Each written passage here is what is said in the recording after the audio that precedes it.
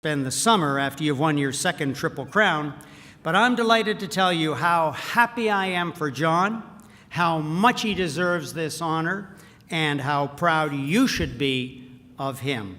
John Secura brought Canadian nice to Kentucky and to American racing, and will always be indebted for that, and it's signed Bob Baffert.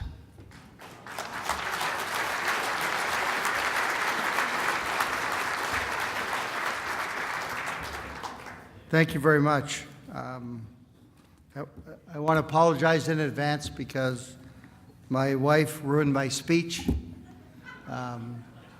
When it was first announced I was going to Hall of Fame, I thought about everything that's happened at Canadian racing, Ontario racing for the past 36 months.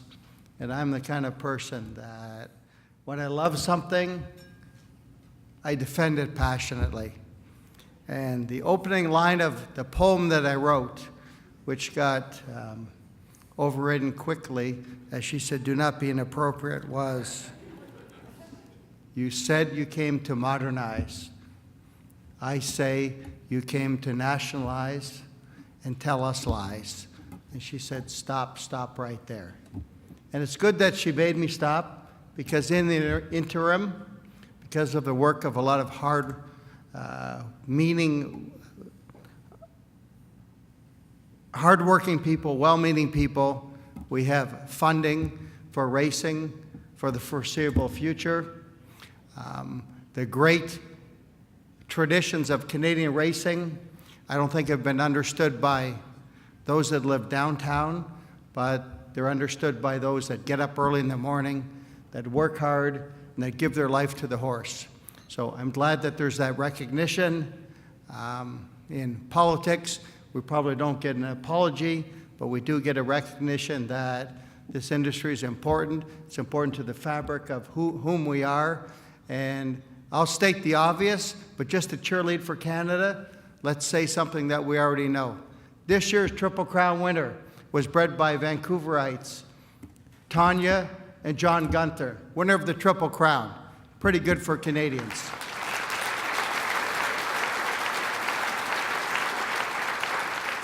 The most important sire in the history of the breed. There would be no Coolmore, there'd be no Galileo, there'd be no Sadler's Wells, if not for Northern Dancer.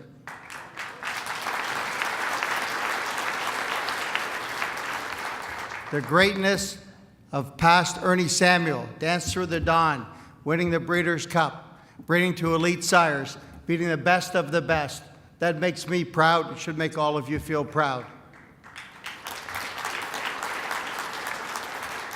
Frank Merrill, Avelino Gomez, great ambassadors of the sport, proved that Canadians can win everywhere.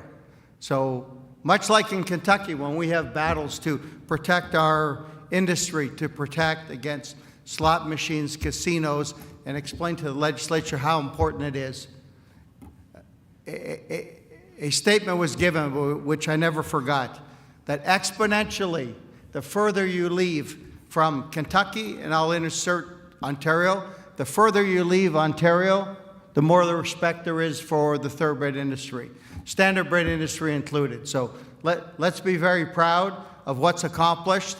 Let's renew, let's rejuvenate, and let's hope that the future is brighter than it's been, and we have a fantastic past. I know nothing about the standardbred industry. Again, I'll be a touch inappropriate, but within my bounds, I'd like to recognize the courage, the commitment, and the conviction of the standardbred industry to getting in writing, under oath, the official description, explanation, and methodology of why our business is different than it was today than it was in the past. I often said to my brother, if racing was like it was when I left, I would have never left Canada.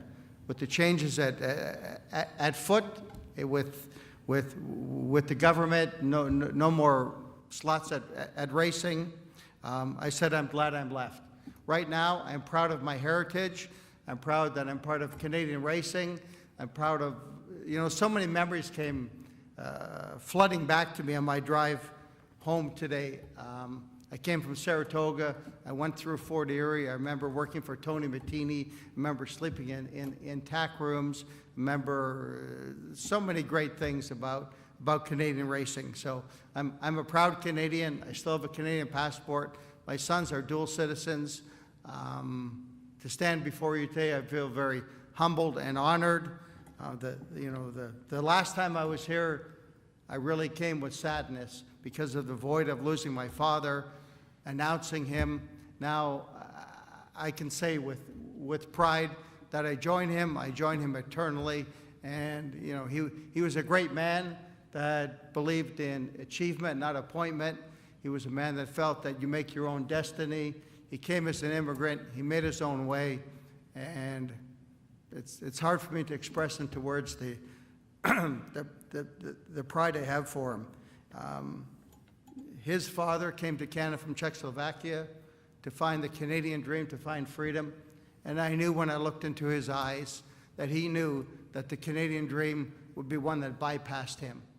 But as a great father, as a great family, he was willing to sacrifice that immediate opportunity, knowing that his sons and grandsons could benefit.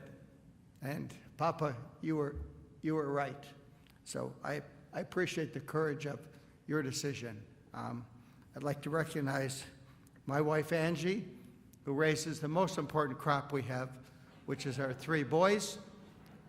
She's been a great mother, and as Dean Martin said in his song many years ago, you're nobody until somebody loves you. And I appreciate her love, her support, and putting up with a person who is less than her.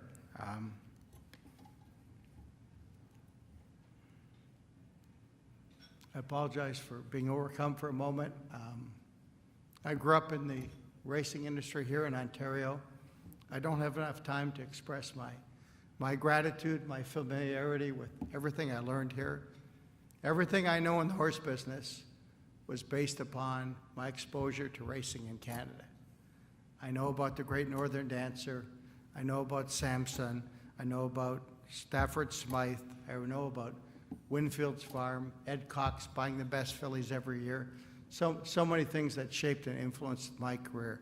The only thing difference might be the decimal point, but everything I learned here in Ontario. I'd like to recognize a few people. Firstly, Ted Burnett. Ted Burnett was with us when I tragically lost my father. He gave up what he was doing and did everything for us. For that, I'll be eternally grateful. My brother Glenn, who's served more than 30 years in the industry as a volunteer and has been president of every organization, has never not given of all of himself, and I appreciate what he's done. And I thought I'd be standing here one day, but I thought I'd be here to recognize him, not myself.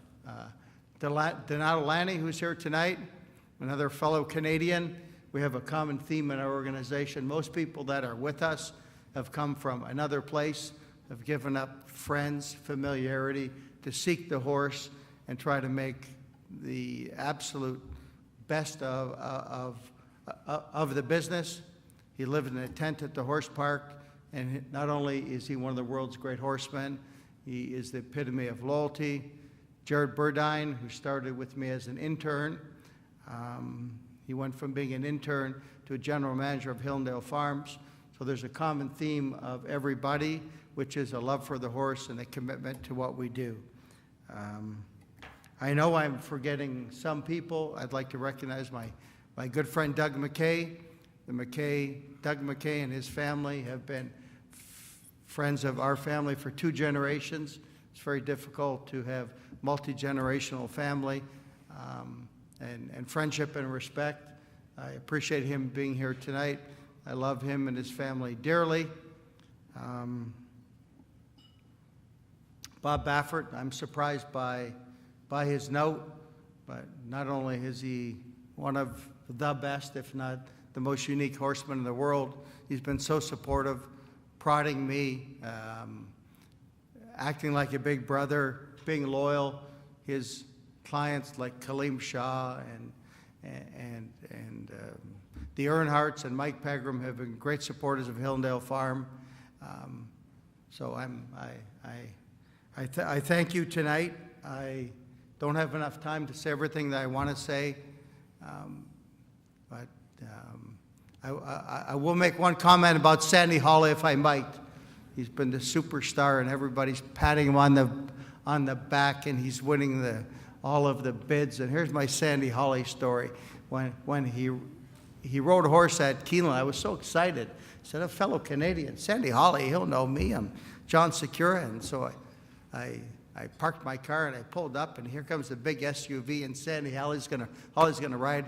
Out comes this little guy, all dappered, ready to go, and here's the gear. There's 3 bags, and I go, Sandy, John Secura, and he goes, you might want to get those bags. He thought I worked. He thought I worked for him. I go, what's Sandy? Come on. So that was a good way to put me in my place, and to make an apology for Wesley Ward. He told me he drove 80 all the way. He just didn't realize it converted to kilometers when he crossed the border. So, like there's for every wrong there's an excuse. So.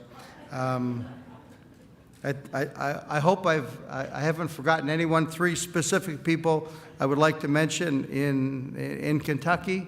You know, the first thing they used to ask you in Kentucky is not only, when are you coming, but when are you leaving? I said, I'm coming and I'm staying. So, you know, my father taught me to be resilient, to be self-reliant, to stand up for yourself, to be passionate. I learned to work young. Me and my brother used to creosote fences. We used to put up hay. We started at the bottom. We weed eated. Before there's a weed eater, we used to have clippers. So we got all the hard jobs. I guess finally my mother was unprepared to be a single mother of 3 boys. We grew up in the Goodview townhouses, and there was 3 of us. We could call them rooms, but they're really cubicles. Me and my brother lived together. We're unlikely to be standing before you. She learned real estate. She learned how to survive. She learned how to succeed, was very successful. I applaud my mother, my father, my family, my boys, and my only wish for my boys is that they can find the passion that I found in this business. It's the greatest business in the world. There's nothing like it. Remember, everything you have is because of the horse. And if you do it long enough, there will be a horse that crosses your path that will change your life. And greatness is very fleeting, and it should be very difficult. But if you're in it long enough, one horse of one greatness will pass your path, will come across your path that will change your life. If it happened regularly, it would be no fun. So it happens just often enough that you can believe in greatness. So congratulations to all the inductees before me. I don't know how or why the selection committee was done such that I came after Dan Loisel. Bad choice, too eloquent. I feel like the warm-up act, but thank you very much. I'm honored, and should I have forgotten anybody, Glenn, remind me. My sister, my brother, and their kids. There we go. It's good to have a stagehand. I wish much success to all my nieces, my nephews, my sister, my brother, and I can brag about Glenn's kids just while he's gone. Even though we're in Leaf Country, his youngest son plays for the Chicago Blackhawks. His middle son, Will. I was never good enough to play in that league, but I'm honored to watch them, to enjoy them, and to know that they're having a great, fulfilling life. So thank you very much. I'm a proud Canadian. I'm proud to be back. Thank you. Congratulations once again, John. As for closing remarks, we learned a lot this evening about our legacy, our great pioneers, and those that we have missed. We celebrated inductees from 6 provinces that have reached the highest level of the sport, and we congratulate you once again. I would like to ask all the inductees or their representatives as I finish up to come to the stage and have a group photo done. But just a few names to thank. Greg Blanchard, thanks very much for your outstanding help this evening. To Linda Rainey, who makes this run so efficiently and so well. Linda at the back corner, thank you. To Andrea McGee, who runs our planning committee, and we're very thankful. Right in the back, thank you, Andrea. Paul Salavaggio for his great voiceovers in the Woodbine Broadcast Department. Clive Cohen, our photographer for this evening. Lou Cause for his great writing in print, along with Dave Briggs. Thank you very much, and Sportswood Printing as well. Ladies and gentlemen, we wish you safe driving. Thank you very much.